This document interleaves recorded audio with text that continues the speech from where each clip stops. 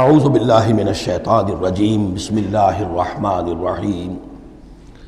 قل ادعوا الذین زعمتم من دون اللہ لا یملکون مثقال ذرۃ فی السماوات ولا فی الارض وما لهم فیہما من شرک وما له منہم من ظہیر۔ صدق اللہ العظیم۔ اے نبی، ان مشرکین سے کہیے کہ پکارو جن کو بھی تم نے گمان کیا ہے کہ وہ اللہ کے سوا تمہارے مددگار ہیں یا تمہارے اولیاء ہیں یا تمہارے دیوی ہیں یا دیوتا ہیں۔ لا یملکون مثقال ذرۃ فی السماوات ولا فی الارض، انہیں کوئی اختیار حاصل نہیں ہے ایک ذرے کے ہم وزن بھی، نہ آسمانوں میں نہ زمین میں۔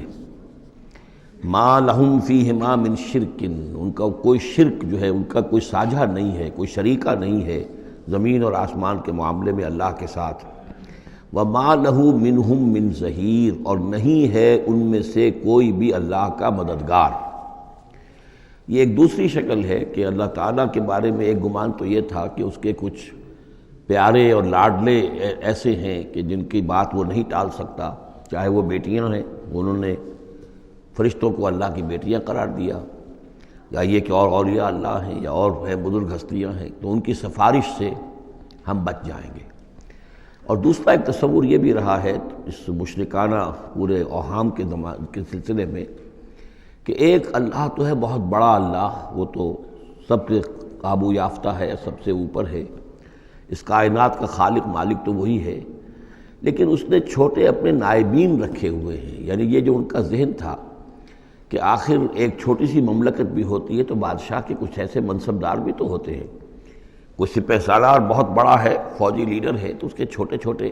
اس کے جو اور آفیسرز ہیں اور جو اس کے جو بھی سالار ہیں، تو آخر ان کا بھی کچھ عمل دخل ہوتا ہے۔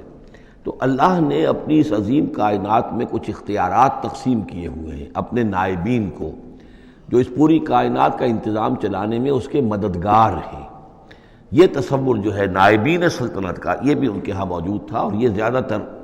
ہندوستان کی جو مائتھولوجی ہے اس میں یہی ہے، دیوی دیوتا۔ اصل میں اس تصور میں اور ایمان بالملائکہ میں بڑا باریک سا فرق ہے،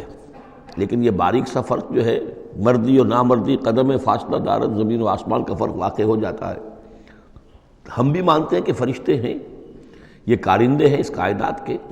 یہ اللہ کی اس کائناتی حکومت کے سول سروس ہے، ان میں سے کسی کے پاس اختیار کوئی نہیں ہے، وہی کرتے ہیں جس کا حکم ملتا ہے، لہذا ان میں سے کسی کو پکارا نہیں جائے گا، ان سے دعا نہیں کی جائے گی، ان سے استدعا نہیں کی جائے گی، استغاثہ نہیں کیا جائے گا، استمداد نہیں کی جائے گی، کچھ نہیں۔ پکارو اللہ کو،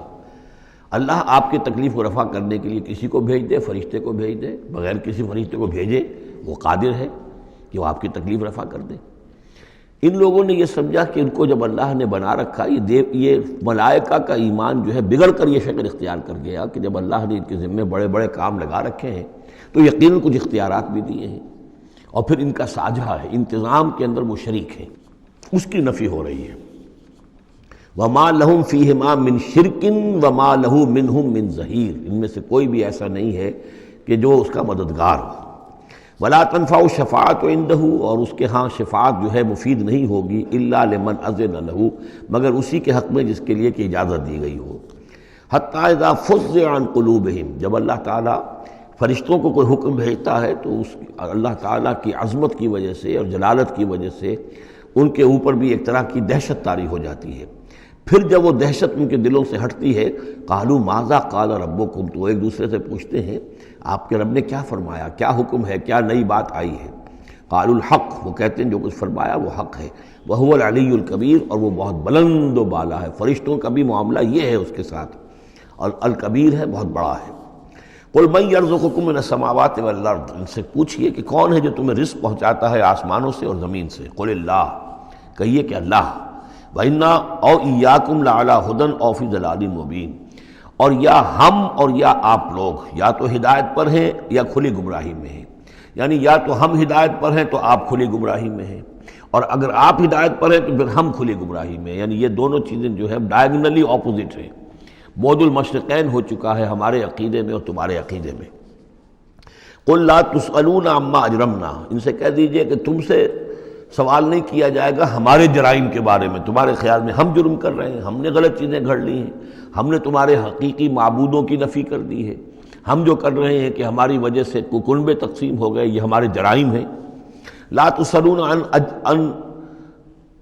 اما اجرمنا، جو جرم ہم نے کیے ہوں گے، یعنی جس کو اس کو اپنے لفظ استعمال کر رہے ہیں، حکمت تبلیغ ہے کہ اپنی طرف جرم کی نسبت کہہ رہے ہیں جو کہ ان کا کہنا تھا۔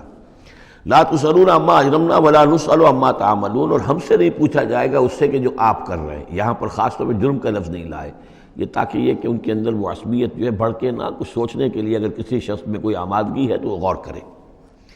قل یجمع بیننا ربنا ثم یفتح بیننا بالحق، کہہ دیجئے کہ ہمیں جمع کرے گا ہمارا رب ایک دن اور پھر فیصلہ کر دے گا ہمارے مابین حق کے ساتھ۔ وہو الفتاح العلیم، اور یقیناً وہی ہے فیصلہ کر دینے والا، اور فیصلہ بھی ہوگا بالبناء علم، جو سب کچھ جاننے والا ہے۔ قل ارونی الذین الحقتم بہ شرکاء کلا، کہیے ان سے ذرا دکھاؤ مجھے کون ہے وہ لوگ کہ جن کو تم نے ملا دیا ہے اللہ کے ساتھ شریک کی حیثیت سے، کوئی نہیں۔ بل هو اللہ العزیز الحکیم، وہ تو ایک ہی اللہ ہے، خود العزیز ہے، اپنی ذات میں العزیز ہے، اس کی قدرت کسی اور کے بل پر قائم نہیں ہے، کسی اور کے سہارے پر نہیں ہے، کسی اور کی مدد کا وہ محتاج نہیں ہے، بلکہ وہ تو العزیز ہے اپنی ذات میں خود، اور الحکیم ہے کمال حکمت والا۔ وما ارسلناک الا کافۃ للناس بشیرا ونذیرا، اور اے نبی ہم نے نہیں بھیجا ہے آپ کو مگر تمام نوع انسانی کے لیے بشیر و نذیر بنا کر۔ یہ نوٹ کر لیجئے کہ واحد رسول اللہ کے محمد ہے صلی اللہ علیہ وسلم، جو تمام نوع انسانی کے لیے بھیجے گئے، اور یہ بھی ساتھ ہی آپ کے ذہن میں رہنا چاہیے کہ اس وقت بھیجے گئے ہیں کہ جب انسانی تمدن نے اتنی ترقی کر لی تھی اور ذرائع رسول رسائل ایسے اب ہو رہے تھے کہ تمام دنیا کو ایک دعوت پر جمع کیا جا سکے اور تمام دنیا تک ایک دعوت پہنچائی جا سکے۔ ظاہر بات ہے اس سے پہلے فزیکلی پاسبل نہیں تھا، لہذا جو بھی نبی اور رسول آپ سے پہلے آئے وہ اپنی اپنی قوموں کی طرف، اپنے اپنے علاقے کی طرف، وَإِلَىٰ ثَمُودَ أَخَاهُمْ صَالِحًا وَإِلَىٰ مَدْيَنَ أَخَاهُمْ شُعَيْبًا وَإِلَىٰ عَادٍ أَخَاهُمْ هُودًا، اس طریقے سے اپنے اپنی قوموں کی طرف آئے۔